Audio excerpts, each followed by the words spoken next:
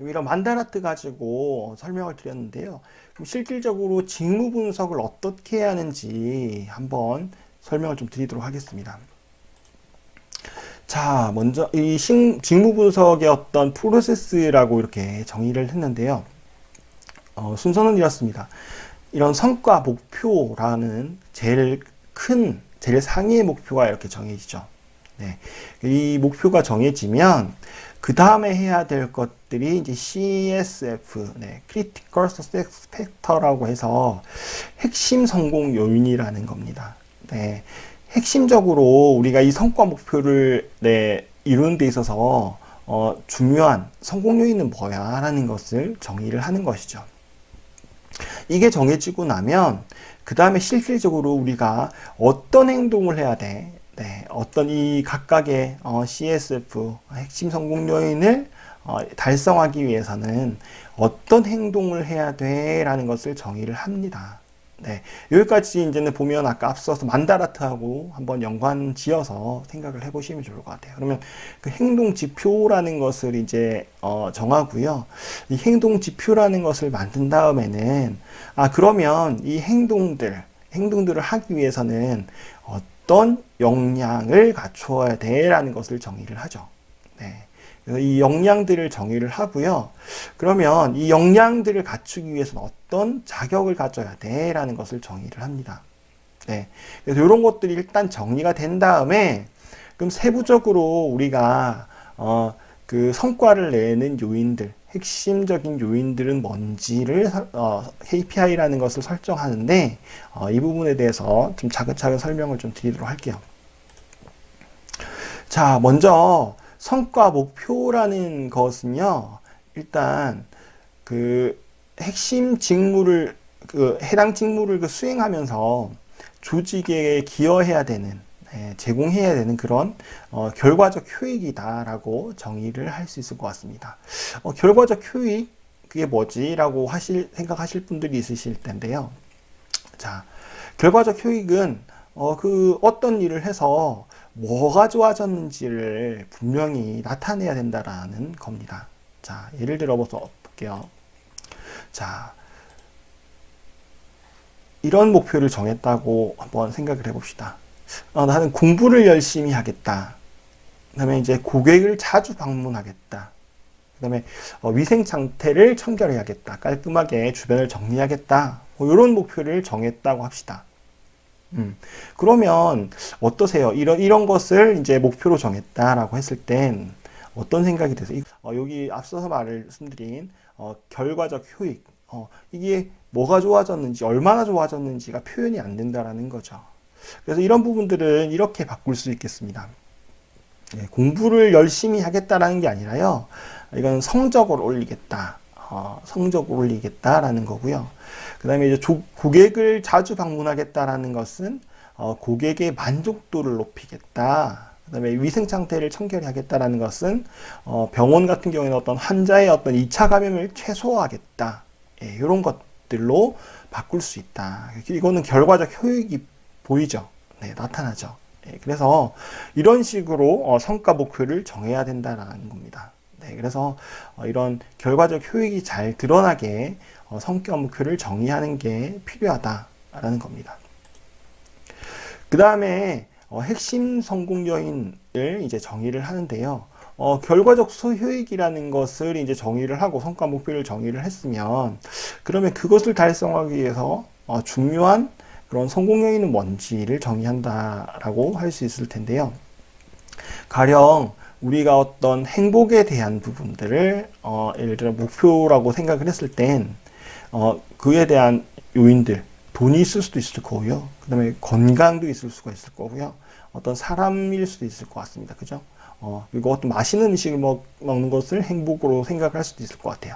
그리고 어떤 영화를 또 보는 것들, 난 영화를 좋아하니까 영화를 보는 것도 행복의 어떤 요소라고 할 수 있을 것 같습니다. 이런 요인들이 보면, 이 행복을 만드는 주요한 요인이라고 할 수 있겠죠. 그죠? 네. 이게 뭐 어떤 사람에게는 이 돈만 있으면 또 뭐 행복하다 할 수 있지만, 일반적으로는 이것들을 고루 갖추어야지 행복이라는 것이 행복이라는 것을 느낄 수가 있는 거죠. 네, 이해가 되십니까? 그래서 돈만 있다고 해서 행복하다고 하는 것은 거의 조금 억지인 것 같고요. 무조건 돈도 없는 상황에서 건강하다고 하는 것도 좀 억지인 것 같습니다. 그래서 이런 것들 다 고루고루 있어야지, 갖추어야지 행복감이라는 것을 느낄 수 있다라고 이야기할 수 있을 것 같습니다. 그래서 핵심 성공 요인 CSF라는 것도 마찬가지예요. 앞서서 이제 정의되었던 목표가 있으면 그 목표를 이루기 위한 여러 가지 성공 요인들은 여러 가지가 될 수 있을 겁니다. 하나의 요소가 아니라 여러 가지가 될 수 있죠. 대신에 핵심적인 것들, 그게 뭔지를 잘 찾는 게 중요하다라고 말씀을 드릴 수 있을 것 같습니다. 네, 그렇다면 이제 핵심 성공 요인을 정의를 했을 때, 그 다음에 해야 될 것들이 이제 행동 지표들을 정의하는 건데요. 예시를 한번 들면서 설명을 드려볼게요. 자, 앞서서 행복한 삶이라는 그런 이제 목표를 정했다. 그때 이제 핵심 성공 요인을 경제력이나 건강, 인맥, 네트워킹을 이렇게 잡았다라고 했을 땐 거기에 따라서 실질적으로 어떤 행동을 해야 되는지가 나올 겁니다. 그죠? 네, 그래서 경제력을 높이기 위해서 하루에 10시간 이상 일하겠다. 네, 그 다음에 이제 재테크를 또 하겠다라는 거고요. 그 다음에 이제 건강을 지키기 위해서 정기적으로 꾸준히 운동을 또 실시를 하고, 그 다음에 이제 건강에 나쁜 음식은 또 피하고 좋은 음식을 또 만들어 먹는 것들. 그 다음에 정해진 시간에 지침과 기상을 한다. 이렇게 이해를 할 수 있을 것 같습니다. 그 다음에 이제 어떤 인맥을 늘리기 위해서 취미 활동들을 좀 정기적으로 한다라는 것들, 그 다음에 이제 주변의 사람들에게 정기적으로 좀 안부 전화를 하는 것들, 이런 것들을 잘 해야 되겠다라는 겁니다. 그래서 이렇게 행동 지표, 핵심 성공 요인에 어떤 맞춰진 각각의 행동 지표들을 이렇게 확인하실 수 있을 겁니다. 이렇게 정리를 하는 거고요.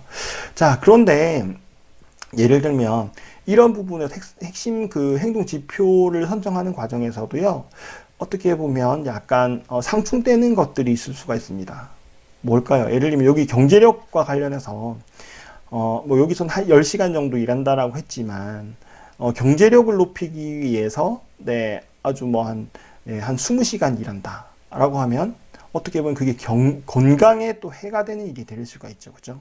네, 그렇죠. 그리고 이제 어떤 취침과 기상 시간을 또 늘리겠다라고 하면 또 경제력에 또 이제 그 영향을 미치는 요소가 될 수 있을 것 같습니다. 우리 회사에서도 마찬가지입니다. 회사에서도 그런 부분 때문에 많이 갈등이 발생을 하죠. 생산량, 생산 부서하고 보통 마케팅 부서에서도 갈등이 많이 일어나죠. 생산량을 얼마나 많이 또 그 생산율을 높일 것인가라는 부분들. 그것은 사실 어떻게 보면 얼마나 판매를 할 것인가 예측을 하고 해야 되는 부분이긴 한데, 그 밸런스를 잘 유지하는 게 중요하죠. 그게 잘 유지가 안 되면 부서 간에 또 갈등, 불협화음이 일어나기 마련입니다. 그래서 이런 행동 지표를 정할 때도요, 이런 부분에 대해서 이런 갈등 요소 아니면 상충되는 요소가 있다라는 것을 분명히 인지를 하시고 정하는 게 좋다. 그리고 한 가지 더 이런 것들을 할 때는 부서 간에 잘 협의를 해야 된다.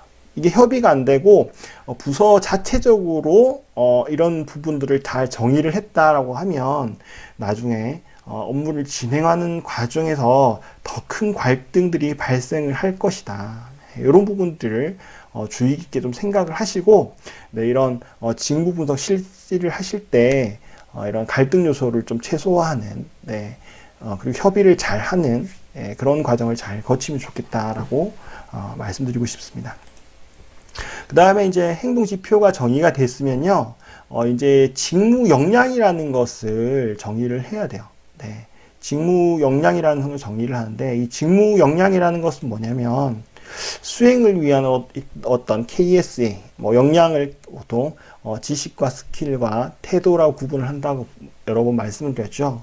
그래서 이 수행을 하기 위한 그런 역량들은 뭔가, 예를 들면 그 재테크를 하기 위해서는 재테크에 대한 어떤 기본적인 상식들 아니면 또 심화된 그런 어떤 지식들 그런 것들이 필요하겠죠. 네, 그다음에 이제 운동을 할 경우에는 뭡니까? 네, 운동을 하기 위해서 어떤 운동이 어디에 좋더라라는 그런 것들이 필요하고, 그 다음에 건강에 나쁜 음식은 피하고 좋은 음식은 만들어 먹는다라고 하는데, 그럼 어떤 음식이 네, 좋은 거고 어떤 음식이 안 좋은 거지 예, 구분할 수 있는 이런 역량도 필요하겠죠. 네. 그래서 이런 그 수행을 하기 위해서는 누군가는 뭐 새로 배워야 될 것들도 있을 거고, 그죠? 기존에 있는 것을 활용할 수도 있을 것 같습니다. 하지만 어쨌든 이런 다양한 그 일을 수행하기 위한 역량들을 규정을 한다. 네, 라고 생각을 하시면 좋을 것 같습니다.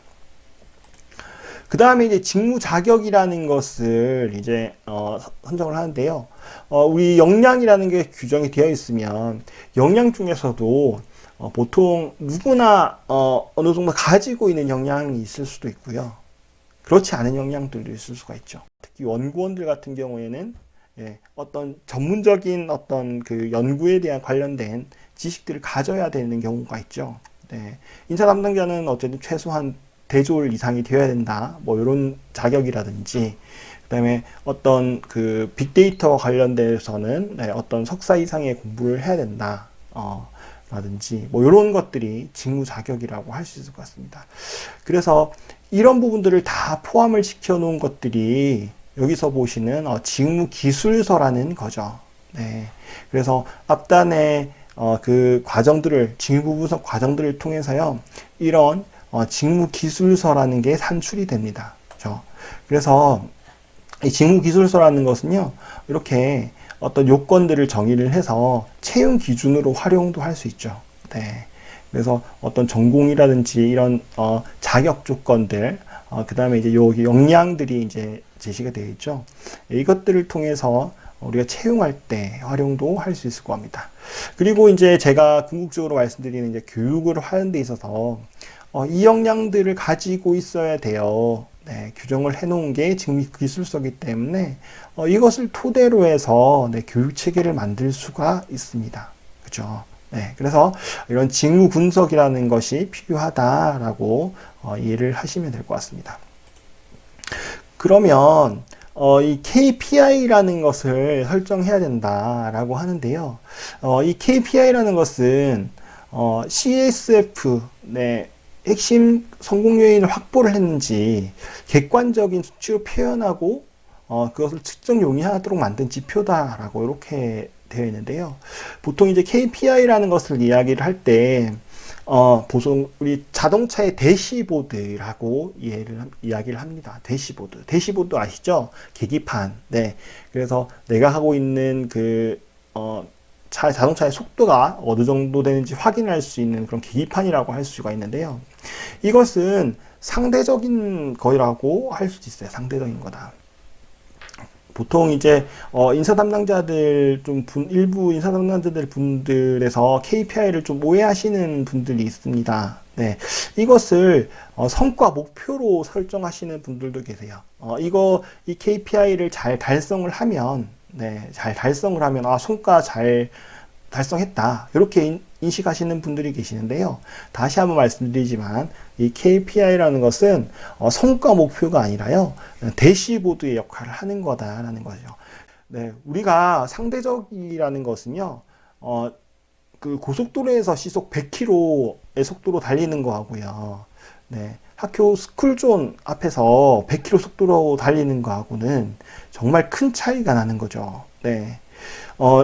고속도로에서 100km, 시속 100km 속도는 정상적인 속도지만, 네, 스쿨존에서의 100km 속도는 뭡니까? 네.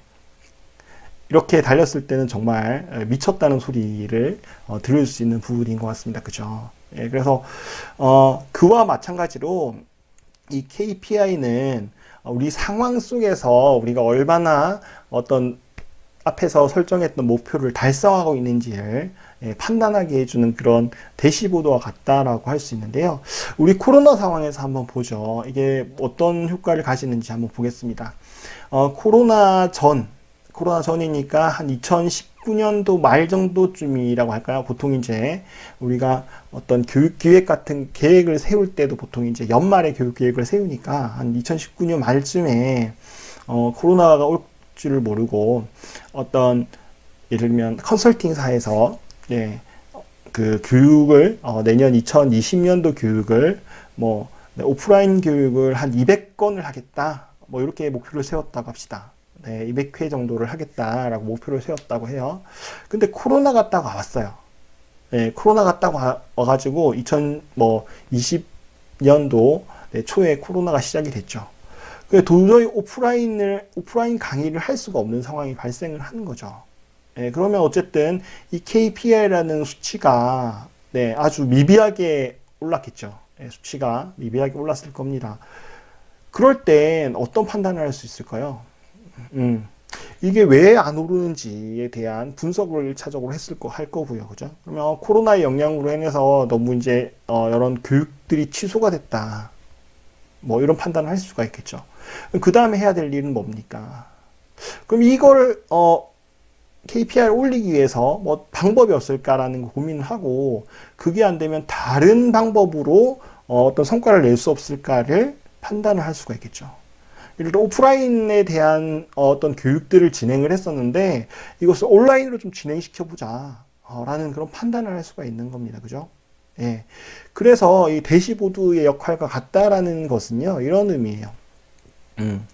그래서 이것을 보면서 내가 정상적으로 그 성과를 내고 있는지, 어떤 네, 목표치에 다가가고 있는지, 아니면 이게 조금 부진한 건지, 예, 이런 것들을 판단할 수 있는 네, 어떤 측정자, 예, 측정자다. 뭐 이렇게 생각을 하시면 좋을 것 같습니다.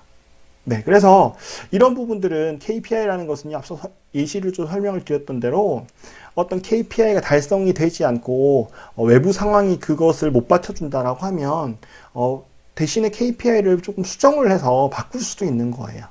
내부 협의를 해서. 바꿀 수도 있다. 다만 그것은 앞서서의 어떤 성과 목표나 아니면은 핵심 그 성공 요인에 연계가 돼야 된다라는 거죠. 연계가 돼서 다시 재설정을 할 수 있다라는 부분입니다. 예, 그래서 KPI를 이런 식으로 이해를 하셔야 되고요. 이게 안 되고 KPI를 예를 들면 이 KPI를 달성을 했을 때 어떤 성과의 요인으로 봐서 어떤 한 개인에게 인센티브를 준다든지 아니면 한 개인에게 어떤 그 페널티를 준다든지 이런 것들 어떤 불이익을 준다든지 이렇게 되면 문제가 생길 수 있다. 이런 문제들은 뒤에서 한번 또 잠시 소개를 해드리도록 하겠습니다. 그래서 이런 KPI 부분들은 그 대시보드의 역할로서 활용이 돼야 된다. 이렇게 이해를 하시면 좋을 것 같아요. 자, 그러면 KPI에 대해서 조금 더 자세하게 설명을 드리도록 하겠습니다. 앞에 이제 CS 인바운드 부서 사례라고 해서 이렇게 장표를 마련해 드렸는데요. 보여드렸는데요. 자, CS 인바운드 부서는 어떤 부서입니까? 네. 콜을 받는 부서죠. 받는데 보통 고객 클레임이 많이 있는 부서입니다. 그죠? 네, 고객 클레임이 많이 있는 부서다. 네, 그래서 여러 가지 고객의 불만 섞인 목소리도 들을 수 있고 그에 대한 스트레스가 많은 부서입니다. 그죠?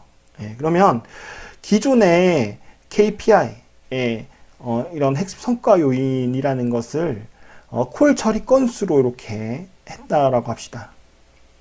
한 회사의 어떤 CS 인바운드 부서에 KPI를 콜 처리 건수로 이렇게 설정을 했다고 했을 땐 어떻습니까? 생각을 한번 해볼까요? 네. 콜거리 건수, 네, 숫자를 어쨌든 높여야 된다라는 생각을 하겠죠. 네, 이 근무하는 구성원들, 직원분들이 그러면 어떻겠습니까? 네, 불만을 듣고 그냥 그 수치를 높이겠다. 사실 클레임을 받는다라는 것 자체가 이렇게 정신건강에 좋은 그런 일은 아니잖아요, 그죠? 네, 그런 측면에서 그냥 먼저 빨리 끊고 최대한 빠른 시간 내에 그 일을 어떤 불만들을 처리를 하고 처리를 한다기보다 어쨌든 콜 하나를 최단시간 내에 처리를 하는 게 목표일 겁니다. 그죠? 그러면 어떻겠습니까? 빨리빨리 처리를 해야 된다라는 압박감이 있을 거고, 그죠? 그래서 임시방편적으로 처리할 가능성이 좀 많을 것 같다라는 생각이 듭니다. 그래서 이제 결국은 동일한 문제점이 반복적으로 그냥 발생이 될 수 있을 것 같다라는 거죠. 네, 그래서 뭐 예를 들어 콜 건수를 채우기 위해서도 상담의 질도 많이 저하될 거고 상담하시는 분들도 스트레스 많이 받을 거 아니에요, 그죠? 고객이 계속 이야기를 하는데 나는 빨리 끊어야 되는데 고객은 계속 불만을 토로해요. 시간에 대한 압박감과 예, 그런 것들이 좀 느껴지십니까? 그런데 이것들을 조금 바꿔보면 어떨까요? 네. 예를 들면 서비스 개선 제한 건수로 이 KPI를 바꿨다고 생각을 한번 해봅시다. 네. 예를 들면 이건 어떤 상황이냐면 전화를 받고 고객이 불만을 많이 토로할 겁니다. 그죠? 불만을 많이 토로하면 사실 그게 불만 단순히 어떤 감정적인 불만일 수도 있을 거고요. 대신에 어떤 제한일 수도 있을 것 같아요. 그죠? 제한이라는 것은 사실 고객이 어떤 제안을 해준다는 게 쉽지는 않고 회사에서 그것을 잘 수용하고 잘 만들면 어떤 사업적 아이디어도 될 수 있는 부분이 있겠죠. 그러면 그 불만들을 잘 정리를 해서 제안을 하는 것을 KPI로 했을 경우에는 좀 긍정적인 효과가 있지 않을까요? 예, 그래서 제안을 통해서 이런 금전본적인 문제점들, 품질에 대해서 아니면 뭐 어떤 제품의 어떤 하자나 아니면 어떤 디자인 부분이나 뭐 이런 부분에 대해서 제안을 해서 해결을 한다. 예, 그러면 이제 동일한 문제에 대해서 어떤 해소가 된 부분이 있기 때문에 콜이 또 감소할 수 있겠죠, 그죠? 이것은 보면 앞서서의 콜 처리 건수와의 어떤 차이점입니다. 되는 게 사실 궁극적으로는 회사에서는 큰 이득인 거죠. 네. 그리고 이제 구성원들, CS 그 직원들의 어떤 자기 효능감이나 스트레스들이 줄어들고 자기 효능감이 높아질 수 있다는 거죠. 상담의 질도 분명히 높아질 것 같습니다. 그죠? 공감을 통해서 어떤 불만이 있는지 구체적으로 좀 더 들어보고 그것을 제안을 해서 그런 어떤 문제점을 해결한다. 아주 선순환적인 느낌이 들지 않으십니까? 그래서 KPI 설정을 할 때는요, 이런 부분을 잘 고려를 해야 됩니다. 네, 그래서 단편적인 그런 어떤 그 KPI 수치, 전화를 받는 거니까 콜 처리 건수를 KPI로 설정하겠다. 이런 것들은요, 지금 예시를 보여드렸듯이 큰 문제점을 야기하게 됩니다. 그래서 KPI 설정을 할 때는 반드시 이런 부분들을 잘 이해를 하시고 설정을 하셔야 된다라고 생각하시면 좋을 것 같고요. 지식 디자이너